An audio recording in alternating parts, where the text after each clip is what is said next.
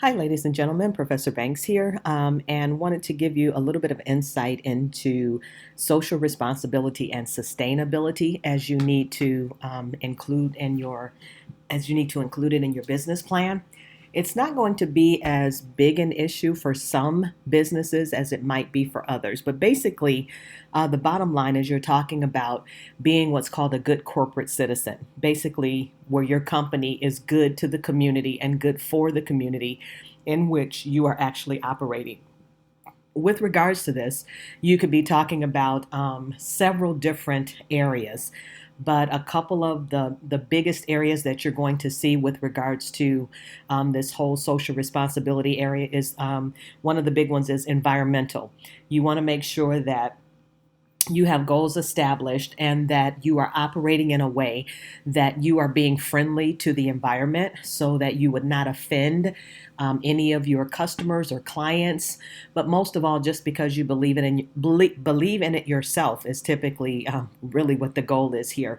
That you're not creating pollution around the area that your business is operating in, that you're using materials or processes that are friendly to the environment as well. These are things that are a major issue for a lot of people. And even if you are not as in tune with being environmentally friendly yourself, you do need to understand that customers are watching, in addition to the government watching and on the especially on the local level, but your customers are watching, and the last thing you want is to have customers start raising information or finding out about practices that you have that are not friendly to the environment, because they will, in this culture we live in today, they will call you out on it and even create protest against your products or services because of this issue. And some people believe strongly enough in it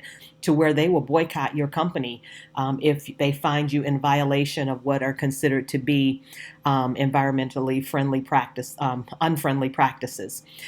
So this is one type of social responsibility area.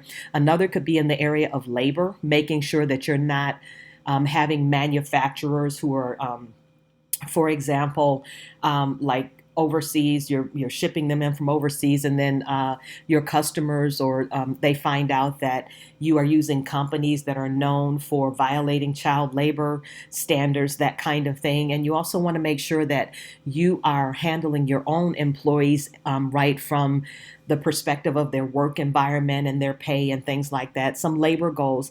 There are a number of things involved in being a good corporate citizen, and some of the forms that you find in this chapter will walk you through what you need to think about in this regard. Um, excuse me. There could be some other international social goals that you want to be mindful of. And in particular, looking at some of the countries that may be closely aligned to what it is that you're doing in your business, and making sure that you're not doing business again with organizations overseas that are not considered to be above board as far as their practices are concerned. So you want to take a look at a number of those things. Where the social responsibility plan prep is concerned, you're looking at your plan for actually being a good corporate citizen. You want to describe ways that ensure your company are obeying the laws, are treating the employees fairly and with respect, that you have policies that deal honestly with your customers and suppliers, and that you're actually following them. You want to be a company that's honest in your advertising and your marketing plans. Another point that's mentioned there is considering the impact of your actions on the community. So things that we do as businesses affect the community that we live in, and we want to take a look at how this is impacting our community. And just bottom line is you just want to make sure that you have policies in place that demonstrate that you are acting with integrity in everything that you do. There's also an ethics section here. Ethics is a big deal as well.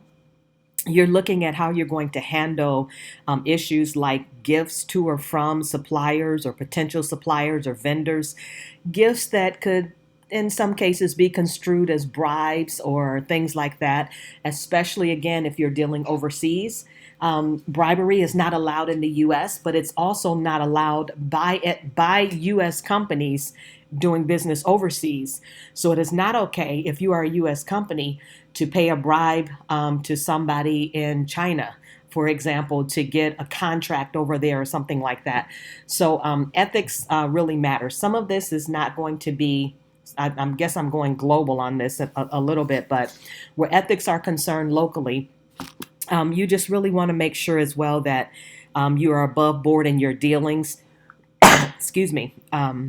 Again, avoiding bribes and looking at things like special favors and things like that, again, to your suppliers, your vendors, and your customers to make sure that what's happening there is appropriate and reasonable so that, again, it's not being construed as a bribe. There are other ethical issues that you want to consider, even with regards to the selection of your suppliers, making sure that you are doing things that are socially responsible when you choose the people that you're going to be doing business with, because it's all going to be a reflection on your organization. And then you also want to consider, in advance, even you may not be able to do it financially for a few years, but consider different social responsibility activities or projects that your company might want to take on just to demonstrate to the community that you live in that you are a good corporate citizen. That's about it for this chapter. So we're going to move on to the next one.